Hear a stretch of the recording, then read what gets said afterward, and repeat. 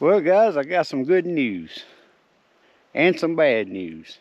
But the good news is, and I am happy.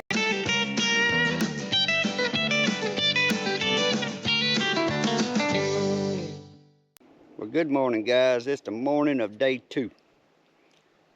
And this morning I came out here, I waited till it got daylight. I come to another spot I ain't been in a few years. And I waited, and I brought old Nimrod the crossbow with me, because I just wanted to slip out through here and look for some new sign and some new territory here. And I'm just sitting here on it's kind of a pines turns into a slough bottom right here behind me. There's a trail following right down beside that slough bottom there. And when I was walking, I was headed west, and there was a trail right out yonder about 40 yards. So I turned around and come back and sit down by this pine tree here, and been sitting here, I don't know, about 2.5, 3 hours now. But I ain't seen a deer. Some days go like that, but it's nice and pleasant just sitting out here. I done had me a cup of coffee and just eat me a brisket sandwich. But I think I'm finna ease back out toward the truck. And there's another ridge I might sit on for a little bit here in the mid-morning, for a little while longer. In the afternoon, we'll go somewhere else. Either go back to my ground blind. The wind's still out of the north. I need the wind to swap around toward the west, east, or south to go back in there with my trad bow. But I need a little wind with a trad bow. These deer that I've been hunting back home with that trad bow, they done been hunted so long, they so skittish. Y'all seen that on the last video. I mean, I don't know. But the wind was blowing, but then before the deer comes out, it just gets real calm. And it's so quiet, I don't know if they just sense it. Heard the arrow moving back on the rest when I was pulling black or white, but them deer back home about like they on cocaine or something. They so go through the woods jumping, nervous. They walk through the woods just looking for something to run from, or smelling for something to run from. They just always looking like they nervous as all get out. That's probably because I done shot at them too many times. But anyway, I'm finna start easing back toward the truck, get back toward the house, and then I'll get back with y'all this afternoon. See if we can do something on the afternoon hunt. Got a lot of hook bushes right here in the edge of this swamp right before you get to the worst. There's water right here. Water ain't biting knee deep though.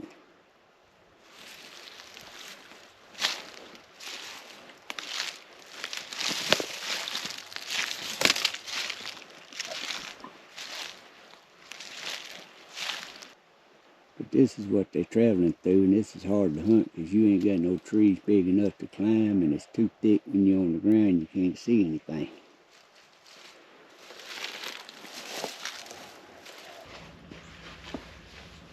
Alright guys, we back at the house, and I'm finna shoot this center point Ralph 430 to unload it, because I don't do the uncocking to unload. I like to shoot mine to unload every time. That way I can always check my sights.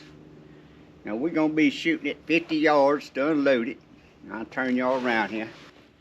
Don't know if y'all can see it, but out there about that back end of that paste-poured deer, there's a little bitty orange ball hanging on a rope. That's what we're gonna be shooting at. So I thought I'd take this time now to talk about the center point Ralph 430 and my thoughts and opinions on it. Now, some of you that watches my videos, all of my videos, y'all know back a couple months or so ago, I can't remember exactly when it was before Christmas, I purchased another brand of crossbow and paid good money for it, thinking I was just going to go on and bite the bullet and get me that little compact bow that I've been wanting all these years for, guys. I couldn't get it to stay together long enough to even hunt with it, so I carried it back to the store. And they sent it back to the place it was manufactured.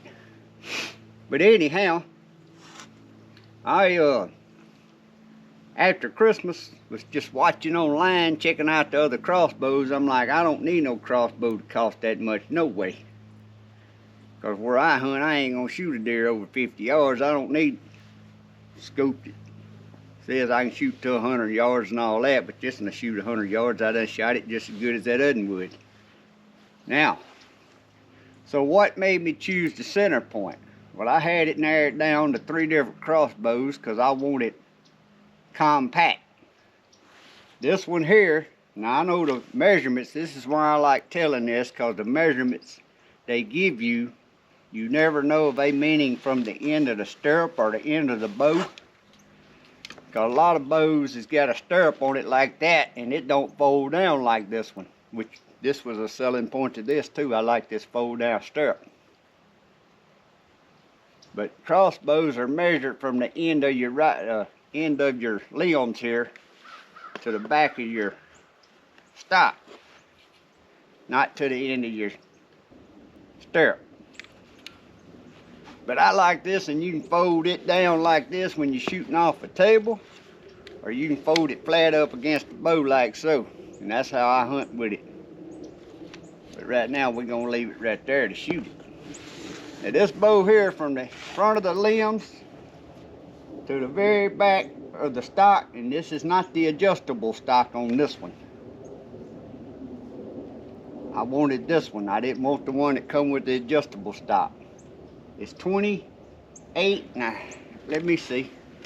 I got the tape right here. I think it was 28 and a half. Yeah, 28 and a half inches long. Now they always give axle to axle measurements. Well, that don't mean nothing to me. I want to know how wide it is from outside of these cams. With this one, when it's cocked, it's 13 3/4. Now after we shoot it, I'll measure it and tell you what it is after we shoot it. Now this ain't the scope that come on it. The scope that come on it was just a 4-power scope. Had the dots in it from 20, 30, 40, and 50, and they was, once you sighted in 20, the other ones was well close enough to hunt with, up to 50. And it was a lighted scope. But the scope, to me, I killed a deer one afternoon with it, and then I hunted with it some more. It didn't gather enough light. And then when you got really late, if you turned them lights on in there, then you couldn't see the deer out there. But this here's an old Horton, off of a Horton crossbow. Now the only problem with it, it's got the multiple crosshairs, but back in the day when this bow this come on wasn't near about as fast as the bows nowadays. So what I had to do is sight it in, and I got a piece of tape here so I can remember. Because the first crosshair is at 20, the second one's at 40, and then 50, and then it goes to 75 and 80. And yeah, 80 yards. I've been shooting it at 80 yards. So I'm gonna try this. Actually, I ain't hunted since I put this on there, but I shot this bow the other day about 50 times playing with it out here. 50 times, knock on wood, it ain't blew up. That first one I didn't get 50 shots in. 50 shots with it total altogether, and it blew up twice. But these little compact crossbows, they got them squeezed down so tight now, them strings is under so much tension. That's why you see a lot of negatives on it. But the thing is, guys, on reviews, the people that leaves reviews is the ones that's had trouble that gets aggravated. You don't see all the people that gets them and happy with them. I mean, most people ain't gonna get on the websites and be searching up nothing if they ain't had no trouble, so they ain't gonna be leaving no comments how good the bow is. Now, I like this bow. Like I said, I got this bow on sale, free shipping after Christmas for $400. This is like an $800 crossbow. The trigger. It says 3.5 pounds. I ain't tested it because the trigger's good to me. I've owned 3 or 4 different crossbows in my life. The trigger does have some creep in it, but I'm gonna tell you, anytime you get a crossbow and your trigger's got creep in it, all you gotta do is when you load your air,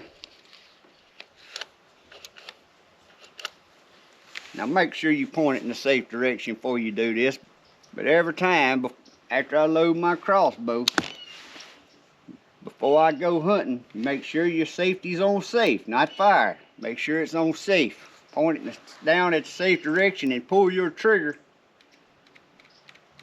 And now, whenever I get ready to shoot, all I gotta do is put it on fire, and that trigger, it took just about all that creep out of that trigger by doing that on safe.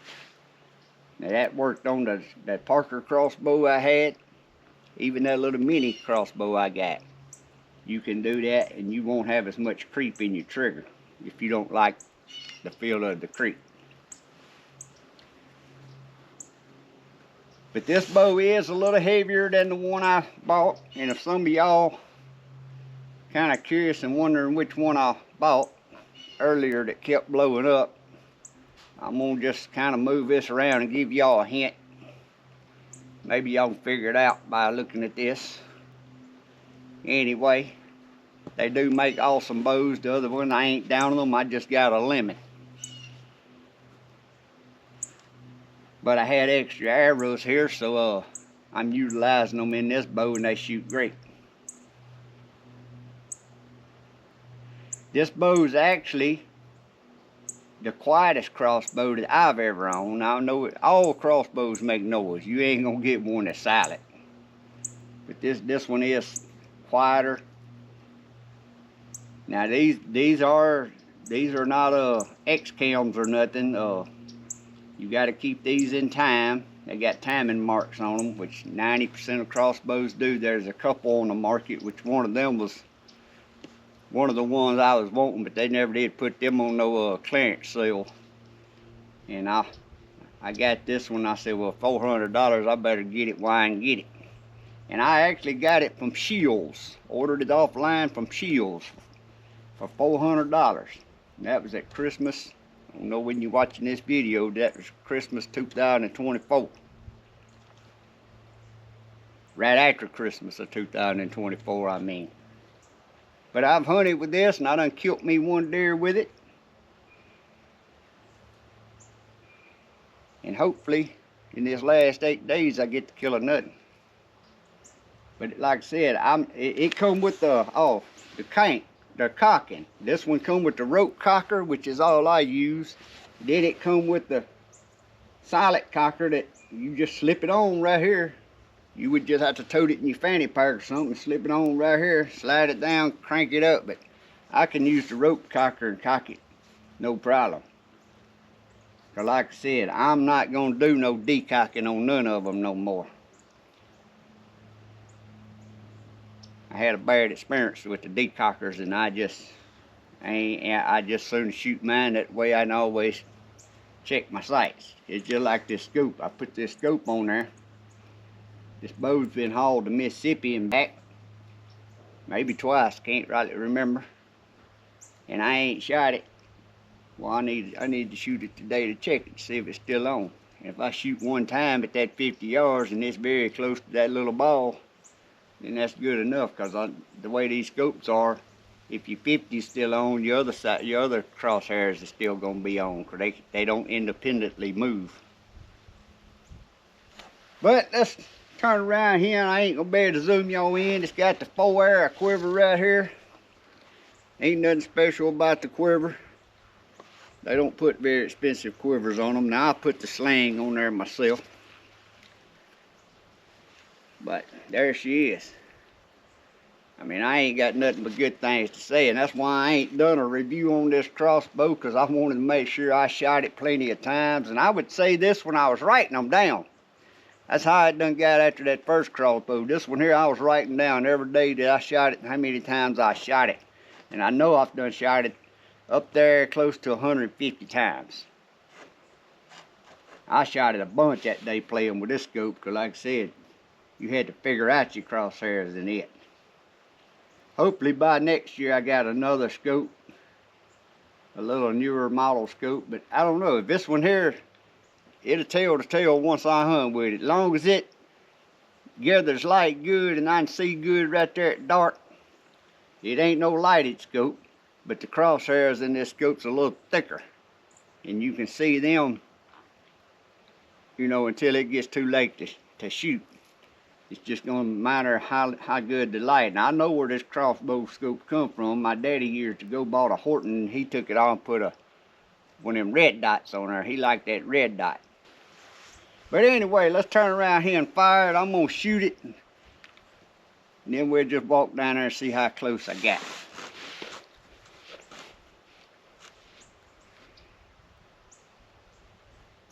Or how far I got.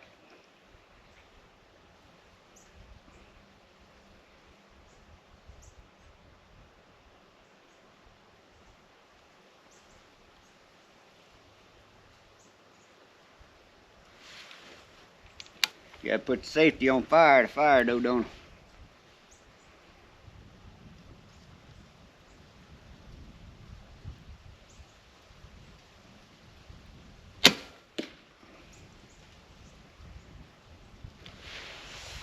That didn't sound like I hit the target. Let's go see. It actually sounded like I hit that cardboard deer. If I hit that cardboard deer, that thing's shooting way to the right.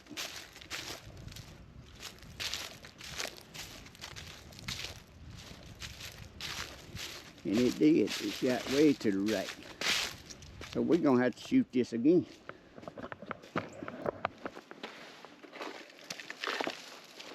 Yeah, we are. Yeah, I shot about it. See, that's why I like shooting my bows to unload them. Cause this thing's shooting way to the right, and I know that crossbow's been doing good. So if that may be that old scoop, that may be why my dad took it off his. Alright guys, we're gonna cock this bow back. We're gonna try it one more time before I move this scoop. Because one or two things may be going on here. That practice point shouldn't make that much difference, because I sighted it in with 125 grain tips on here instead of 100. That's how easy it is to cock.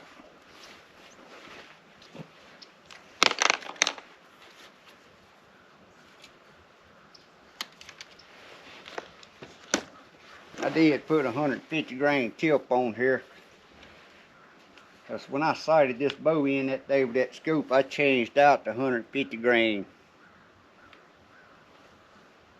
mechanical broadheads.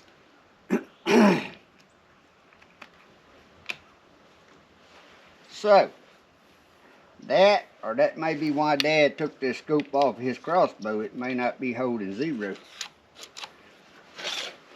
Because I've shot this bow enough that I know this bow shoots true. So we're gonna try that one more time with a different practice point on here, the right grains, but I don't think that should have the effect. We're gonna see.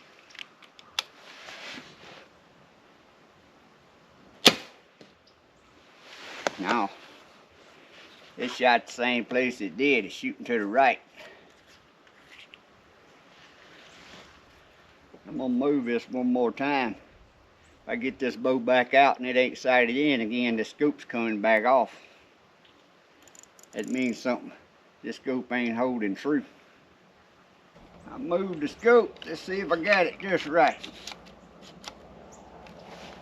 Good thing I didn't see no deer this morning. I'd have been mad. Now it's making me wonder about this scope. If I don't need to just take this scope back off and go on and put the other one back on there. I'm finished shoot and see if this scope moves. I turned it a bunch of clicks. Yeah, the scope moved because I moved too far. I need to go back to the right a little bit.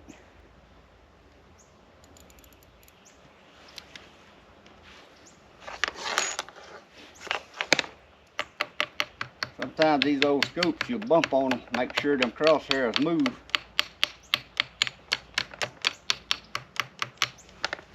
Go get her air and we're gonna try her again. Let's go see what that one did. Sunk it up in the dirt, but I think that's gonna be pretty close when I pull that air back out to that ball. I don't know, may need to raise it up a little bit. One of them been a little bit low. That's about 2 inches low. Left and right's good enough. It would have been right beside it. I'll tell y'all what I'm gonna do. What I'm finna do, I'm finna put that crossbow in that side by side, because I got a couple stands to go put some feed out on. And I'm gonna let it ride around all day. And if I decide I'm gonna hunt with it this evening out of the ground blind, I'm gonna give it a shot one more time. See if that scope's moving or why it's being rode around or anything. The only other thing I can think of is when I put them new points on there the other day, if my butt didn't walk out here and shoot it after changing points from one brand to the other, that would make a difference too, wouldn't it? Anyway, guys, as far as the Wrath crossbow, I've been very happy with it. It was shooting dead on, and then I thought I wanted to change the scope somewhere. Either that scope's messed up, or knowing me, I probably changed them points that day and put them 125s in there that I'd ordered and didn't shoot my bow. I can't remember. Either way, I'm glad the deer didn't come out this morning. But we'll get back with y'all this afternoon. The winds just keeps changing direction, so I can't make my mind up where I need to go hunt or what I need to hunt with. Well, guys, this is the morning of the 3rd day. I'm back in the same ground blind. Me and Nimrod was in yesterday afternoon. We didn't see a thing, and I ain't seen a thing this morning. And it's 10 o'clock. I got in this stand this morning at 5:30. I wanted to make sure I was going to be in here. Just knew I was going to see something. I done sat here to 10 o'clock and I ain't seen a thing. But the wind has swapped directions, so that's going to make it better for me this afternoon. So we're going to go back to that tree where we seen the 3 deer, and we're going to try see if we can get something done over there.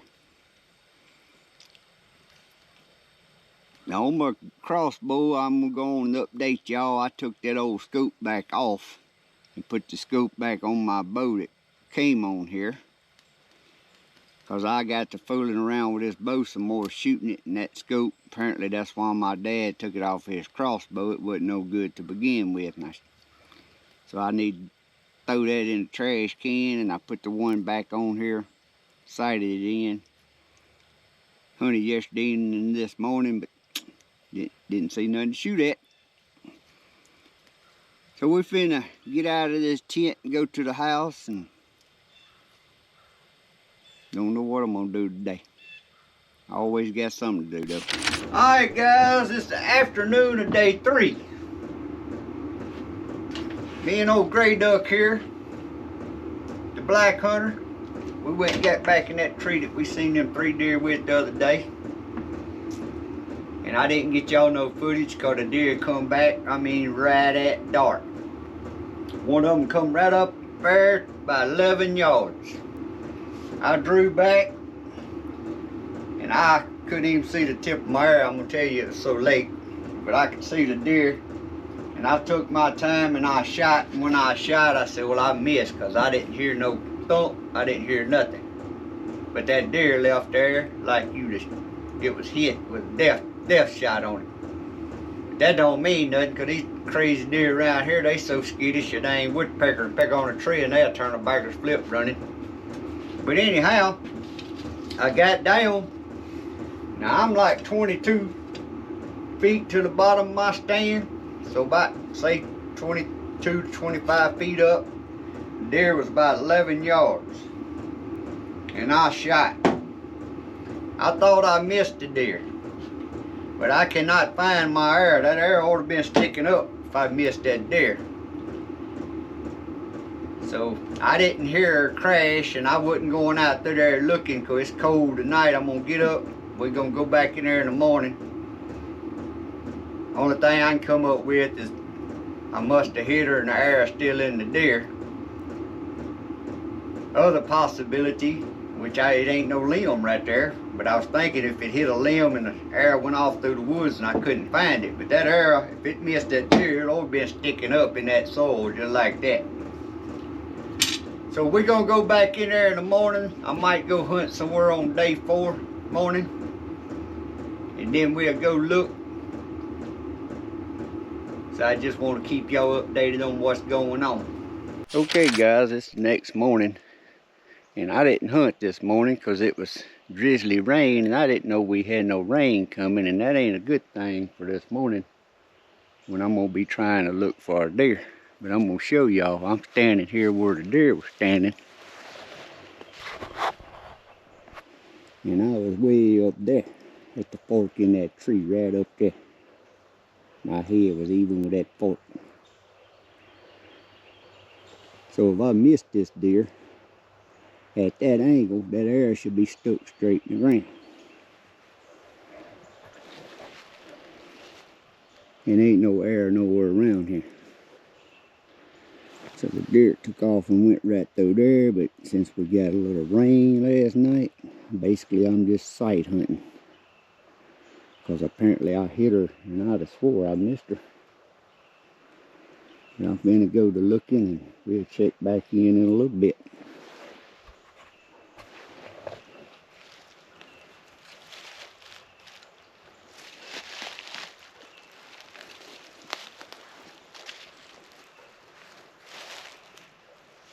Well guys, I got some good news and some bad news. But the good news is, and I am happy, I can finally say I killed my first deer and found it with a trad bow that I'd started hunting with in October of 2024 when I started trad bow hunting. And it's January of 2025 in the last 8 days of my hunting season. And I found a deer. Or I'm finding pieces of the deer right now. A pack of coyotes has eat this deer up. I'm gonna show y'all what I just found and some other pieces I found, and I ain't found all of it yet because apparently they dismantled this deer. Had to been a pack of them. Now, I've had deer to be eat on, like half the deer gone, but I ain't never seen nothing like this in one night. But anyhow, here's where the deer died. And I ain't even 100 yards from where I shot it. You can see there where she was laying. There's all the hair. Here's where they drug some of it apart over here.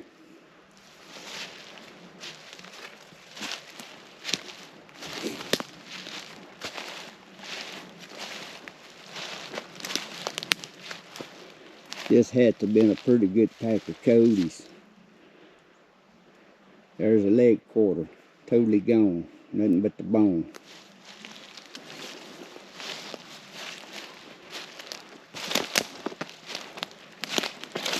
You go over here a little bit further. Here's a chunk of the hide. I don't know what portion of it that was.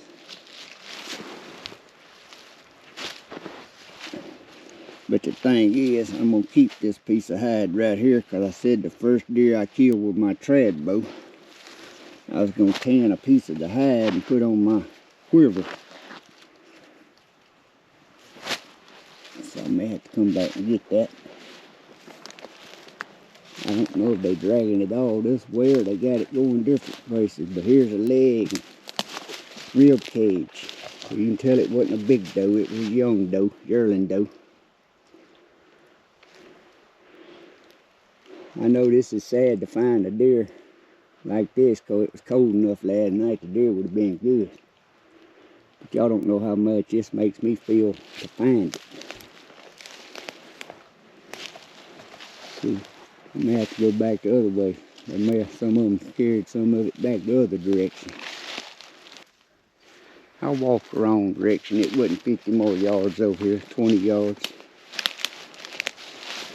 There's his head. Look at there. That was a little button buck yearling too.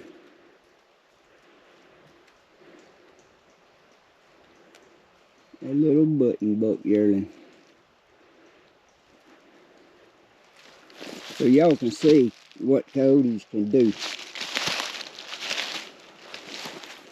real quick.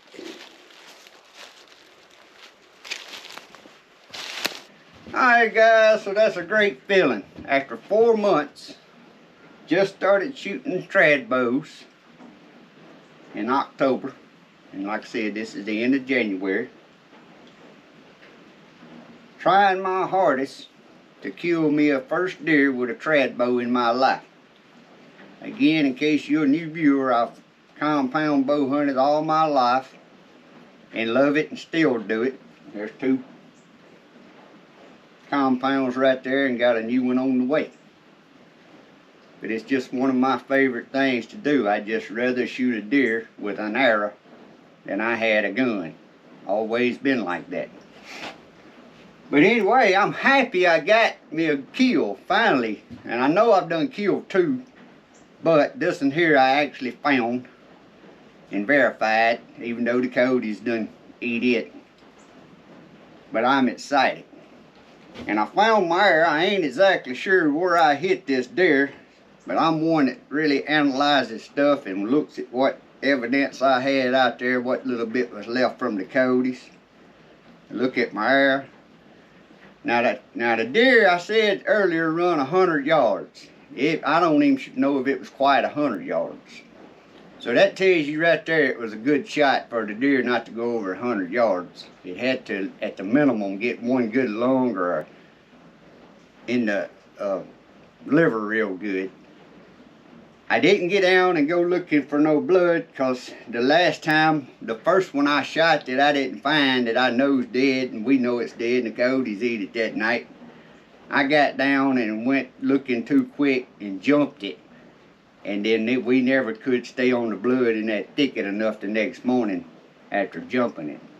And when it's on a cold night like last night, I said, well, I just look in the morning. And until I got down out of that tree, I thought I missed a deer because it didn't sound like a hit. But when I got down and my arrow wasn't sticking in the ground like that right there, I said, nah, I must have got it because the arrow ain't here. Well, as you can see, the arrow, this is the fletching end. Look at the blood on it. I mean, it's covered. And that's been drizzly raining since the AM this morning. This end of the arrow was 50 yards from where I shot the deer. Well, for this end of the arrow to be 50 yards where I shot the deer and all that blood's on there, that tells me this arrow went through the deer and was barely hanging in there. And then after she went 50 yards, finally fell on out. Because this arrow ain't went into a deer and then backed out. I never believed that. I don't think one's going to back out, so I believe my theory is it fell out. But I really looked hard for the other end of this, because it was one of them expensive Simmons shark broadheads I just purchased. I mean, them things like $20 a piece. And I looked and looked and looked.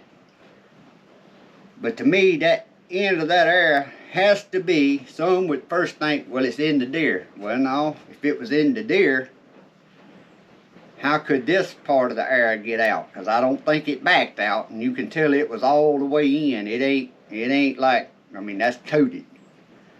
So that tells me that front of that arrow had to been shot through. So I'm thinking the end of that arrow somewhere between right where I shot the deer and 50 yards where this arrow was laying. Which I looked and looked and looked and looked and can't find it. So I don't know if maybe when it shot, there was some like limbs and little trees there the deer just crashed through. I mean, literally right where it was standing. And I'm thinking it popped the arrow off then, and maybe it just slung it somewhere and I just can't find it. So if any of you are bow hunters, put down there in the comments what you believe on that right there. Cause like I said, I don't believe that arrow, you can tell, I mean, it's obvious that arrow was fully inside the deer. I don't think that back out. I think it was barely hanging in and then fell out at 50 yards. There wasn't much left on the deer for me to kind of do my investigating on, but I do think it was shot pretty much right in here. And the reason I believe that on how the coyotes tore that deer apart, you had from right just the front part of the rib cage and the neck and the head was laid over here where a coyote was eating on it. The back part of the rib cage was laid over there, and I think, if I remember right, it had one leg still attached. Maybe not, maybe it didn't have no leg, just the back part of the rib cage.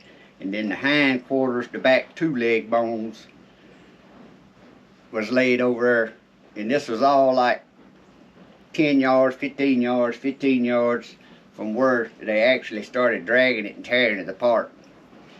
And the reason I think it hit it right in there, I feel that that's why them coyotes could pull it apart. They probably started eating right there on the hole first, which most times you see a deer that's been eaten on by a coyote or a bobcat or something, that's where they gonna either start eating on the butt end of it. Most time on me, it's always where your arrow went in or exited. I have seen them start eating on the tail end before, or around their mouth, where they can get in, start getting the hide broke loose. But 9 times out of 10 that I've ever seen it or witnessed it with hunting with buddies, it's always they start eating right there at the hole. And that's the reason I think the arrow was a good shot. All I can say is I'm happy. I'm happy I can finally officially say I shot and killed a deer with a trad bow. The first one I shot, like I said, it was on a video back when it happened. It went straight in from the top, but it didn't puncture the bottom and the briar thickets we was in. Like I said, I went out there too early, jumped it, and then we never could get back on it the next morning. Or later that day, that wasn't the next, I shot that in the morning. We went back, waited 2 or 3 hours and went back, and then we couldn't ever stay on the blood long enough to do nothing. The second one I shot went right dead through the flanks, and that's on a video too. Well, you know that deer, I mean, when it passed through and total passed through, the arrow was stuck in the dirt, right dead centered it. Well, the way the coyotes are here in Mississippi and back home in Louisiana, you know they eat that deer that night. And then the other 2 that I shot and made contact with, between the deer movement from these bows so slow and me not being that great a shooter, I hit them both dead in the shoulder. But they didn't go in that far and the arrow fell out. So them deer's alright. I know they live. Ain't no doubt about that. And then let's see what it was. I missed one more that I should have never shot at, but I got agitated because the deer had come up there. Just like with all of them, they so dang skittish. We ain't hunting no tame deer like y'all see on a bunch of them hunting videos. These deer here, they walk around, they so dang freaked out and scared. They listen, I mean, you make any kind of little sound, they just about turn a backwards flip getting away from her. But them 2 deer, between me, I'm taking responsibility too, because I ain't that best of a shot. But between me shooting, the deer moving, both of them was hitting the shoulder. They got away, and that last one I was talking about there, I shouldn't have never shot, but I tried to draw back on the deer. Well, it spooked, just like most of them do. It run off out through there, and I don't know if it was the same one or nothing come back, but come back up there from a different angle, circling around. But it knew something was wrong. It wasn't coming in. I'm like, well, I'm finna try it. I'm gonna try it. It shouldn't have tried it, but I tried it. I knew 20 yards, spooky as she was. Guys, when I shot, that arrow was going and that deer was gone before that arrow even got there. It just like, whoop, and deer way over here by the time the arrow hit the ground. That's the thing about trad bows. If you're a compound hunter and you ain't never hunted with one, it ain't learning how to shoot the bow.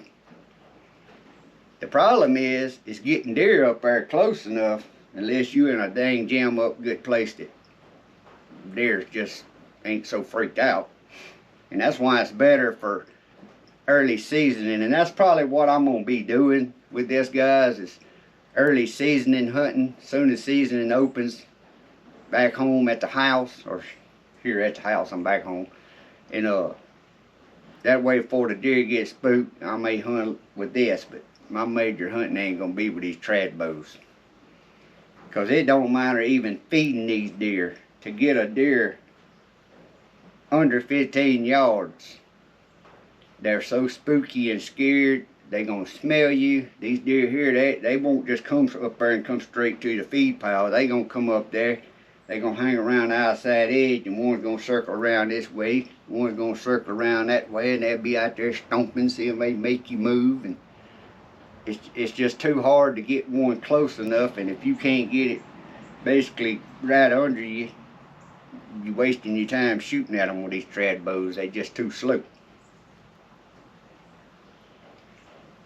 But that's my opinion. That's all I'm doing, is telling y'all my opinion and my story of my first time ever trad bow hunting. What made me want to do it this year, I don't know. I just always wanted to kill one with one. I always had old, I call him Blue Duck now, the old bow that I had in this shed here for years.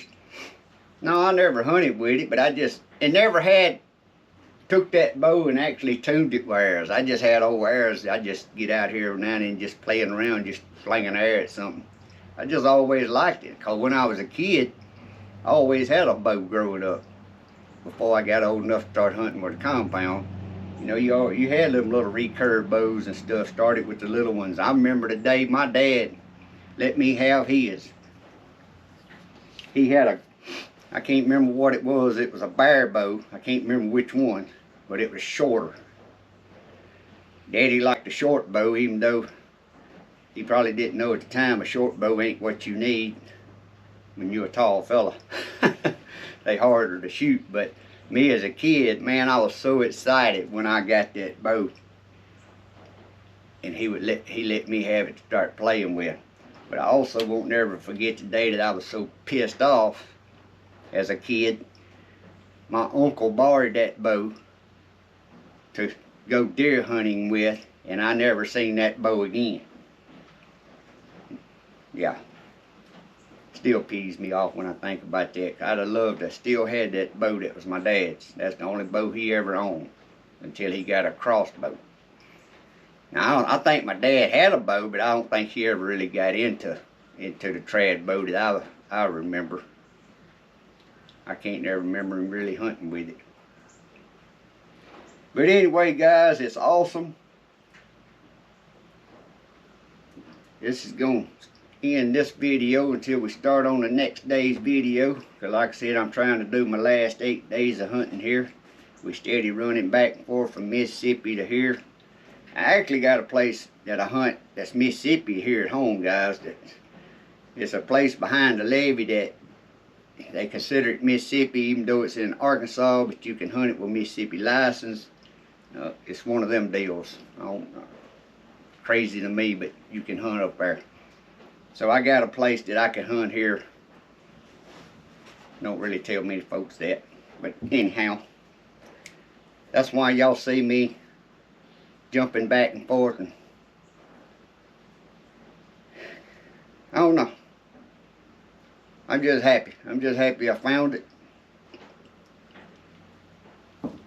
I killed it with the Black Hunter here. Since I got this bow, I actually turned it into my #1 hunting bow. I really like it. I'm going to do a review on it one day. But I think I'm going to call it Old Gray Duck, since I called the first one Blue Duck. Some of you wonder where Blue Duck come from. Well, years ago, me and my cousin, we stayed hunting, bow hunting, compound bow hunting. Stayed in that little camper there. Every weekend we were gone. That was back in the good old days. Well, back then you had DVDs. I mean, a VCR player, not DVD, VCR, the big old tapes. Well, you didn't have no TV service. We didn't even have electricity, but we had a little power plant. Well, we put us a little TV in there one time. Had a little VCR player. Well, my wife had the the Lonesome Dove collection. Well, we watched Lonesome Dove, and y'all remember the Indian on there they called Blue Duck. You know, just went blank when he said old Blue Duck done struck again. Well, the next day bow hunting, we used little radios back then. We didn't have no cell phones to text or nothing. We had little two-way radios. I remember to this day, I shot a deer. I radioed him. I said, Blue Duck done struck again. Well, when I reworked my old bear bow and I painted it midnight blue just because I had a can of midnight blue paint already, I named it Midnight Special. But then he was here one day and seen it and was talking about it. He said, you should have named it Blue Duck. And when he said that, it just stuck because of the past. That's where Blue Duck come from. So I'm going to call this an old gray duck. Right now, gray duck's my favorite as far as a hunting bow. Now, I like all of them. They just have different purposes, different poundage. But anyway, we're going to do a review on that later. But guys, that's it for this video. I appreciate y'all following along with me. In just a few more days, you'll see we're going to actually start on day 5 on the next video because today's day 4 of my last 8 days. And I ain't going to hunt this afternoon. So this is going to end through day 4. But as always, hope you enjoy these videos. Please leave comments. Tell me stuff. Tell me y'all's opinion on my theory about the air. Because like I said, I try to analyze everything so I can learn from every deer I shoot. Always doing that. It made me aggravated because I was really wanting to see how good a cut that expensive Simmons cut. But it wasn't nothing there for me to really do no investigating on for that. Y'all let me know in the comments what y'all think. I can tell you I probably hit high, and the reason I'm saying I hit high too is because all of my life, even compound hunting, no matter how hard I try, I'm going to say 80% of the time, even though I always got them because it would get their lungs, because I always hunted high, especially back then. I could climb up there like 30 feet high. I wanted to where I didn't have to worry about them seeing me or hearing me or winding me. So I was always so high, it was so steep, even though I hit the deer high, it would still get sometimes both lungs or either one good lung in the heart, you know. But I always hit the deer way high. And as close as that deer was yesterday evening, even though I was 20 to 25 foot, I'm going to say my head was at 25 foot. That deer, 11 yards, I figure I hit it high. But look at that blood. But that's it, guys. I'm going to stop rambling. Appreciate y'all. Hope y'all have a great day and a blessed week. God bless. See y'all on the next one.